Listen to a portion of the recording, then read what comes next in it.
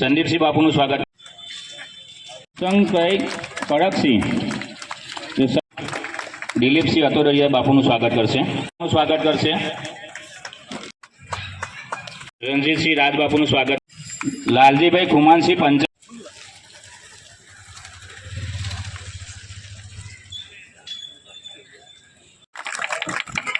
હેમંતસિંહ રેજીભાઈ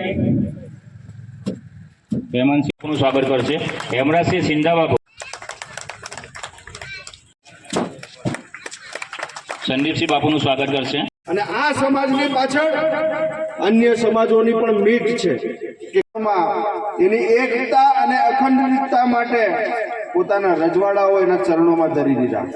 આ એ ભારતીય જનતા પાર્ટી છે કે જેની લોકસભાની એક ટિકિટ પણ એ જતી કરવા માટે આપવા તૈયાર નથી. ત્યારે આપણે સૌએ આપણા સમાજની જે એકતા છે એકતા બતાવવાની છે. સ્વર્ગસ્થ માધવસિંહ સોલંકીજીને આપણે યાદ કરવું. આ ડાયલોગ આ વાત હું મિસ્ટર પરસોત્તમભાઈને કહું છું કે મિસ્ટર પરસોત્તમભાઈ आंडू पांडू गांडू समझा था क्या सोचा था? क्षत्रिय समाज कुछ नहीं करेगा. अरे गलत. जब तक तोड़ेगा नहीं तब तक छोड़ेगा नहीं. तो ये आंदोलन ની આગેવાની છે કે જ્યાં નારીની અસ્મિતાનું ખંડન થયું, નારીની અસ્મિતાને લાંછન લાગે એવા શબ્દો કહેવામાં આવ્યા, જે કટુ વચનો કહેવામાં આવ્યા, જે કે ઇતિહાસમાં દર્જ જ નથી એવો ખોટો ઇતિહાસ કહેવામાં આવ્યો, એની સામેનું આંદોલન છે. જે લોકો બહુ મોટી મોટી ફાકા ફોજદારી કરે છે, વાતો કરે છે મહિલા સશક્તિકરણની વાતો કરે છે, તો અહીંયા ફૂલ કરે બાબા સાહેબ આંબેડકરના,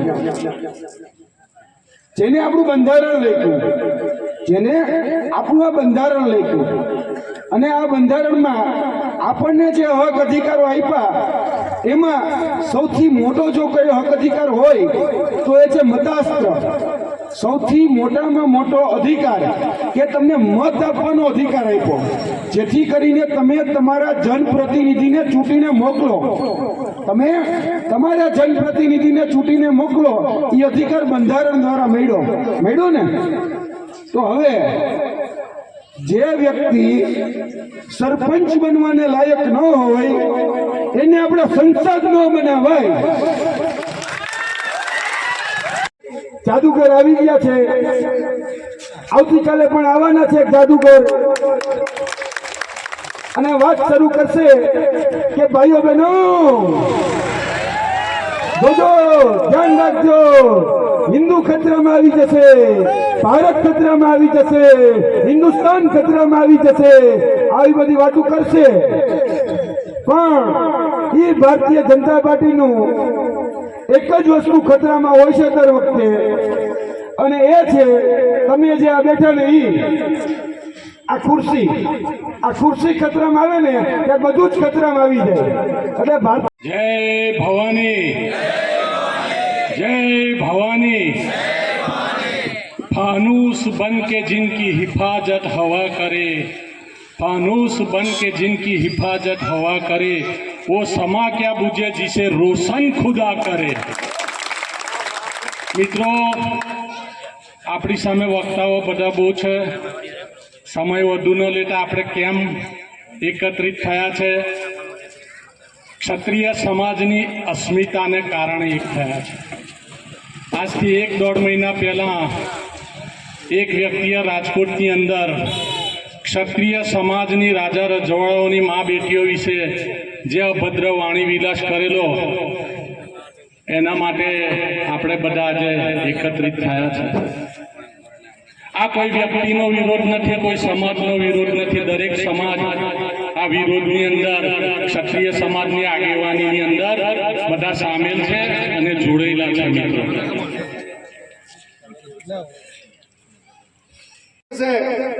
તો ફરી પાછું જે અત્યારે ચાલી રહેલું છે એ જ શાસન ફરી 5 વર્ષ માટે ચાલુ રહેશે, અને આવનારા અનેક વર્ષો સુધી રાજકીય રીતે આપણે હાસ્યામાં ધકેલાઈ જવાના. આ પરસોત્તમ રૂપાલાએ આપેલું છે નિવેદન, એટલા માટે એનું મહત્વ છે. સામાન્ય કોઈ ભાજપના કાર્યકરો કે અનેક લોકો આવા નિવેદનો રોજ વાણી વિલાસ કરતા રહે છે, પણ આનાથી ભારતીય જનતા પાર્ટીના ચાલ, ચરિત્ર અને ચલગતના પરિચય આપણને થાય છે. અને એટલા માટે આ આંદોલને વેગ પકડેલું છે. આ આંદોલન કોઈ રાજકીય રીતે ઊભું કરેલું આંદોલન નથી. આ સ્વયંભૂ ઊભું થયેલું આંદોલન છે. એનો કોઈ નેતા નથી. એનો નેતા અહીંયા ઉપસ્થિત અને ગુજરાતમાં વસતો આ જે સમાજ છે, એ સમાજની અંદર જે એની છુપી શક્તિ રહેલી છે, માતૃશક્તિની આપણા ઉપર આશીર્વાદ રહેલા છે, અને એના જ કારણે આ સમાજ વર્ષો પછી આજે જાગૃત થઈને આ શાસકોની સામે મોરચો માંડેલો છે. ડાયલોગ હતો કે આધી રોટી ખાएंगे देश को बचाएंगे. હવે આપણે આઝાદ થઈ ગયા છીએ, ખાઈ પીને અને મજબૂત થઈને લડવાનું છે, કારણ કે સામે મજબૂત છે એટલે મજબૂતાઈથી લડવાનું. મારા આગળના વક્તા આદરણીય સંદીપભાઈ એ ખૂબ સુંદર વાત કરી. એ વાતને હું રિપીટ નહીં કરું.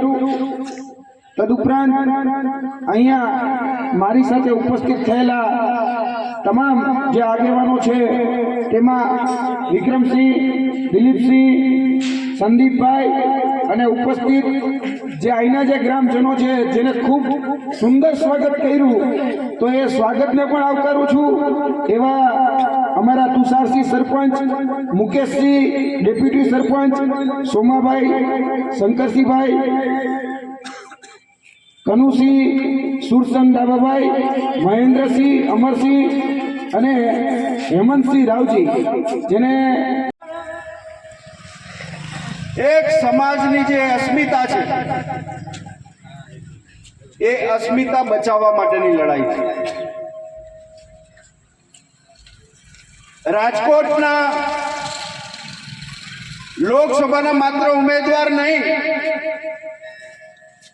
પણ ભારતીય જનતા પાર્ટીનું શીર્ષ નેતૃત્વ પૈકીના કેન્દ્રીય મંત્રી અને સિનિયર આગેવાન એવા પુરુષોત્તમ રૂપાલાના નિવેદનથી જે વિવાદ ઉભો થયો છે, અને એના કારણે છેલ્લા 40 દિવસથી માત્ર ભરૂચમાં જ નહીં, ગુજરાતમાં જ નહીં, પણ આની આગ જે છે એ ધીરે ધીરે અન્ય રાજ્યોની અંદર. પરંતુ પરસોત્તમ રૂપાલાએ જે નિવેદન કરેલું હતું, એ નિવેદન માત્ર કોઈ ક્ષત્રિય સમાજની નારી અસ્મિતાનો સવાલ નથી. એ સમગ્ર ભારત વર્ષની મહિલાઓની અસ્મિતાનો સવાલ છે. એ એટલા માટે હું કહું છું, જવાબદારીપૂર્વક કહું છું, કે એમણે જે વાત કરી છે એ વાત અંગ્રેજો માટે કરી છે, અને અંગ્રેજોની સાથે રાજા રજવાડાઓ જે છે એના સંબંધો વિશેની વાત કરી છે. અને રાજા રજવાડાઓ અંગ્રેજોની સામે નમી જતા હતા, અંગ્રેજોની સાથે રોટી બેટીનો વ્યવહાર કરતા હતા. આ પ્રમાણેનું નિવેદન એ ખૂબ જ નિંદનીય છે. અને અંગ્રેજોની સામેનો એનો આક્રોશ જે હોય એ બરાબર છે, પરંતુ જ્યારે રજવાડાઓની વાત આવે છે, ત્યારે રજવાડાઓ માત્ર ક્ષત્રિય સમાજના નહોતા. ક્ષત્રિય સમાજની સાથે સાથે અન્ય સમાજના પણ શાસકો હતા. અગાઉ આપણા સંકલન સમિતિના આગેવાનોએ એમને સમય મર્યાદા આપેલી કે ભાઈ આ તારીખ સુધીની અંદર તમે આ વાણી વિલાસ કરનાર રાજકોટના ભારતીય જનતા પાર્ટીના ઉમેદવાર શ્રી પુરુષોત્તમ રૂપાલાની ટિકિટ રદ કરી દો. એ સિવાય અમારે કશું જોતું નથી, આ સમાજને ટિકિટ પણ નથી જોતી. અરે તમે એમની પત્નીને એમના છોકરાને આપશો તો પણ ચાલશે, પણ આ વાણી વિલાસવાળી વ્યક્તિની ટિકિટ રદ કરો. પણ છતાં સમય જતા એમને આ ટિકિટ રદ નહીં કરી, અને ભારતીય જનતા પાર્ટી પોતાના અહંકારની અંદર રહીચી પૈચી રહી. એમને એવું હતું કે આવનાર દિવસોની અંદર આ આપણે આ બધું શાંત પાડી દઈશું, રફે દફે કરી દઈશું, પણ દરેક સમાજે ક્ષત્રિય સમાજની આગેવાનીની અંદર જ્યારે સૂરથી સૂર પુરાવ્યો છે અને સહકારની ભાવના બતાવી છે તો અને જે રીતે રાજકોટની અંદર ક્ષત્રિય સમાજ લાખોની સંખ્યામાં સ્વયંભૂ રીતે ભેગો થયો અને ત્યાંથી જે હુંકાર ભરવામાં આવ્યો અને અલ્ટિમેટમ આપ્યું ભારતીય જનતા પાર્ટીની નેતૃત્વને કે રાજકોટની અંદર લોકસભાનો ઉમેદવાર બદલો. જો તમે લોકસભાનો ઉમેદવાર નહીં બદલશો તો ક્ષત્રિય સમાજ ચૂપ બેસવાનો નથી. પરંતુ અહંકારની અંદર આ સરકાર એનું ભાન ભૂલી ગયેલી છે અને 22મી તારીખ ફોર્મ ખેંચવાની છેલ્લી તારીખ હતી. ત્યાં સુધી ભારતીય જનતા પાર્ટીના પેટનું પાણી હૈલું નથી અને ક્ષત્રિય સમાજની કોઈ ગણતરી ભારતીય જનતા પાર્ટીને નથી. એમને એમ હતું કે આ તો વેચાયેલો સમાજ છે, આ તો ભાગલાવાદી સમાજ છે, દેડકાની પાંસેરી જેવો સમાજ છે. એટલે બાપુ કરશે અને હવે બાપુ બેગડ્યા છે, કારણ કે આ પસા કાકાએ જે શબ્દો કીધા એ શબ્દોથી સંકલ્પ કરું છું. આપ સૌનો આભાર.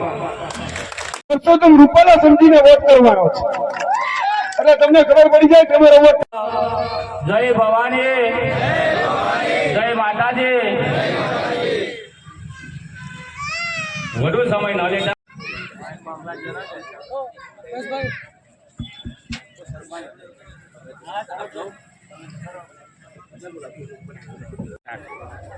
ખાસ કરીને અત્યારે અમને એવો ભરોસો હતો કે ભારતીય જનતા પાર્ટી એ પરસોત્તમભાઈ રૂપાલાની ટિકિટ પરત ખેંચશે અને અમને એવો ભરોસો પણ હતો કે પરસોત્તમભાઈ સામેથી ખાનદાની અને ખેલદિલી બતાવી અને પોતાની ટિકિટ પરત કરી દેશે.